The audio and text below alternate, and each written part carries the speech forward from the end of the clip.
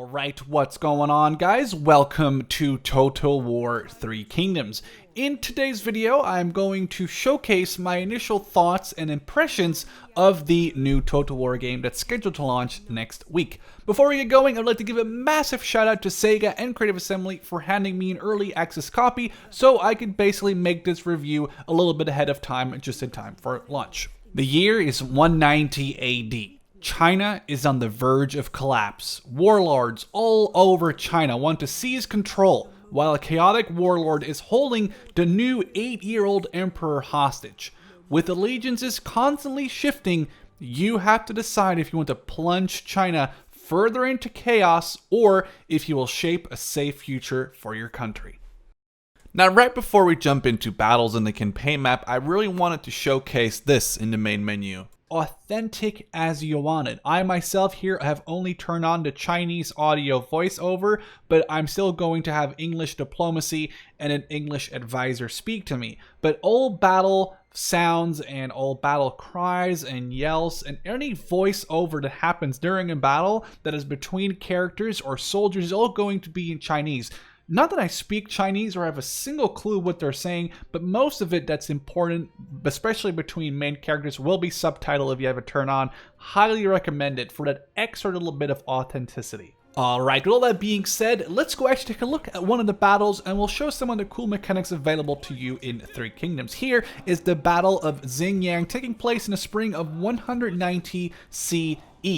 I will be taking control of Cao Cao's forces, one of the members of the coalition, against Dong Zhu, who is currently holding the Chinese emperor hostage.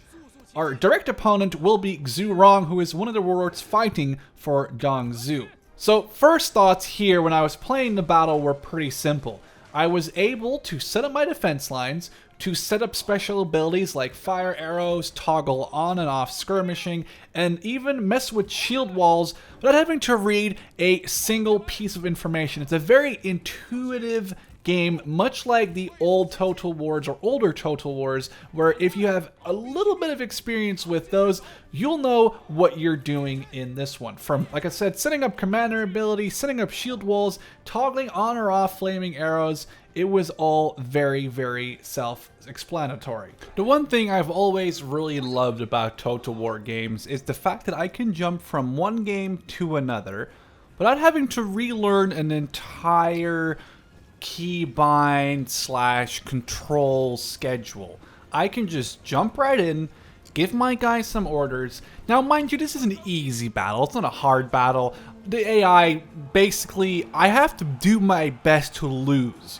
Still, just I can jump into a battle, I can set up my lines, and I can try and defeat the enemy and feel good about it. And not feel like, man, I have no clue what I did, but somehow we won. And that's what I think is really important. So here, I'm actually going to be facing off against a larger army.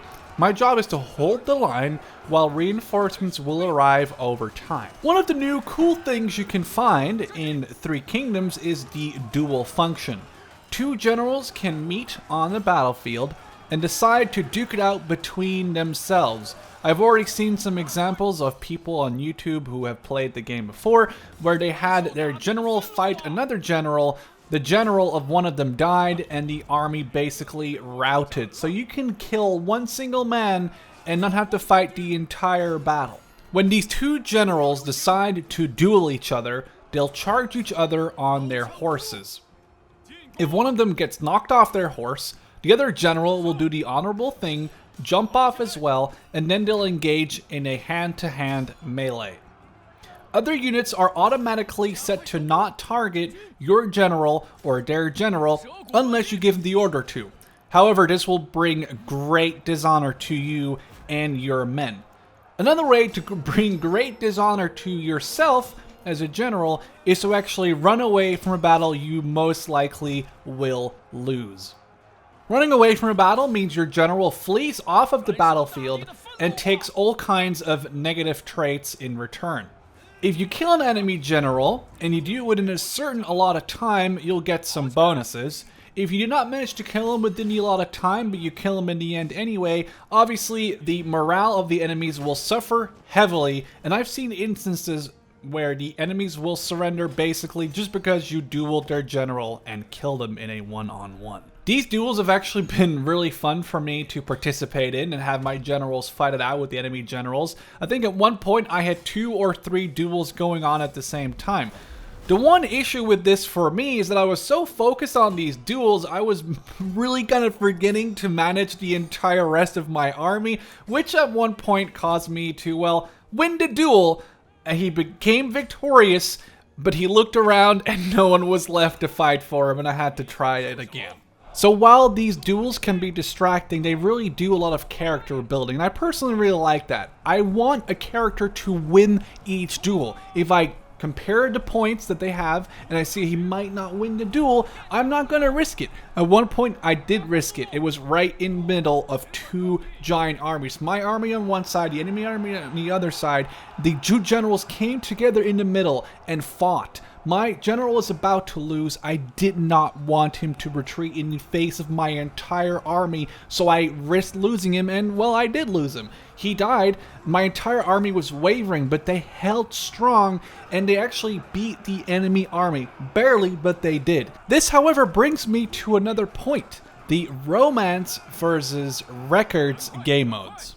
So first up, the romance game mode, which you've seen here in this video so far, in my own words, interpretation is basically they asked Michael Bay to direct a part of Total War. It is what you've seen here. It is single generals who are charging past hundreds, if not thousands of men to engage this other single general. Obviously, it never happened. I mean, it makes for a very cool duel, but it never happened. It was just there to provide a different sort of gameplay idea. Now, there is the other game mode, which is called Records, which is more in line with what you've seen previously in Total War games. For example, the generals have their own bodyguard. There will still be duels, but they'll work a bit differently, and the overall skills and health, and even to the point where body armor on these characters has been scaled back to historical, authentic levels.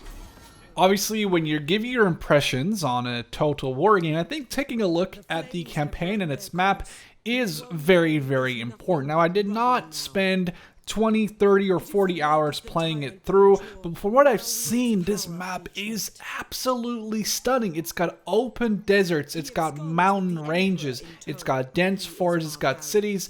It looks absolutely stunning. And again, much like I said about the battles, I didn't have to learn a lot. I could basically jump right into it, realize how to recruit units, how to upgrade my buildings, and even learn what the buildings did and what they could do in their upgrades later on for my faction and my units, without having to read through endless manuals and descriptions and information. I just wanted to get going, and I'm sure a lot of people don't want to read through hours of information. They just want to launch the game and get some battles in the campaign. So accessibility-wise, I would argue it's, again, just your average Total War game. There's not a lot of stuff you need to learn.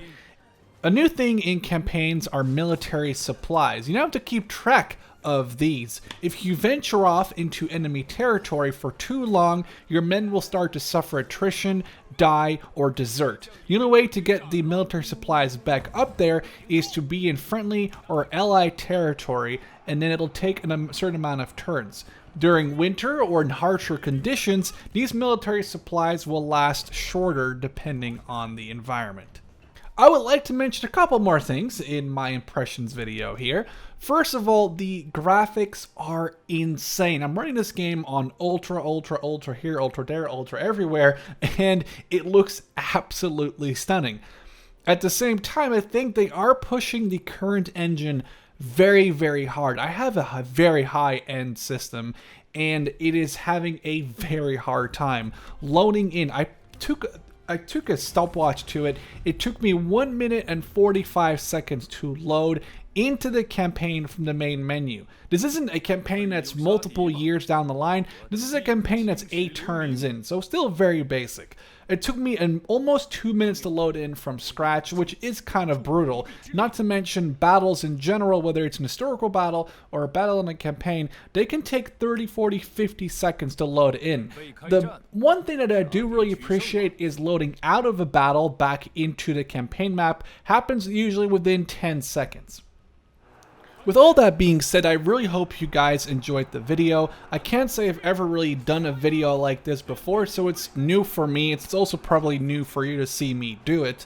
I really like making this style of content where I go over a game, whether it's in this case Total War 3 Kingdoms, or it could be the Global Mobilization DLC for Arma 3, or etc, and I go into a little bit more detail and I edit it to a way higher quality than I used to way long ago. I would like to keep making videos like this. Hope you guys enjoyed this video. Give me any feedback if you have it. Would love to hear it. For now, hope to see you guys in the next video. I will definitely be checking out some more Total War 3 Kingdoms. Cheers!